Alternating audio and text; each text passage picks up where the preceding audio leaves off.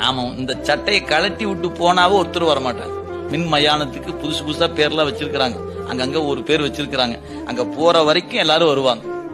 போனதுக்கு அப்புறம் என்ன ஆயிரும், எல்லாரும் டாடா காட்டிட்டு போயிட்டு வா மகனே அப்படின்ட்டு அனுப்பிச்சுட்டு ஒரு 4 நாளைக்கு அழுவாங்க, இன்னும் சொல்லி ஒரு 40 நாளைக்கு அழுவாங்க, இன்னும் சில பேருக்கு நினைப்பு வரும்போது அழுவாங்க, இன்னும் சொல்லி போட்டா பார்க்கும்போது அழுவு வரும். அப்புறமேலு அவங்கவுங்க வேலையை பார்த்துதான் ஆகணும். இப்ப பெற்றோர் இருக்கிறாங்க, ஒருவேளை அவங்க இன்னைக்கு இல்லைன்னா இல்லாத போது அவங்கள பார்த்து கதறி துடித்து அழுது 4 நாள் சாப்பிடாம காப்பி டீ தண்ணி கூட குடிக்காம இருந்தோமே, இன்னைக்கு அப்படியா இருக்கிறோம் இல்லையே?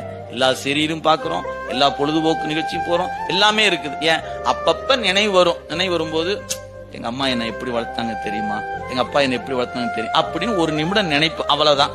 அடுத்த வினாடி அடுத்த வேலைக்கு போறோம். அப்ப இதுதான் வாழ்க்கையினுடைய நிதர்சனமான உண்மை. ஓடிக்கிட்டே இருக்கிறோம், எவ்வளவு ஓடணுமோ ஓடணும். நாம் அடுத்த பிறவிக்கு, இந்த பிறவிலேயே நம்ம உடலை விட்டு விட்டால் நம் கூட வருபவர்கள் ஒருவரும் இல்லை. எந்த பெற்றோரும் வரமாட்டார்கள், எந்த கணவன் மனைவியும் வரமாட்டாங்க, எந்த பிள்ளையும் வரமாட்டாங்க. எல்லாருமே கையை காட்டிட்டு டாட்டா காட்டி நின்னுடுவாங்க. இதுதான் வாழ்க்கையில இருக்கும். ஏன் வந்தது தனியாத்தான் வந்து. Download ShareChat.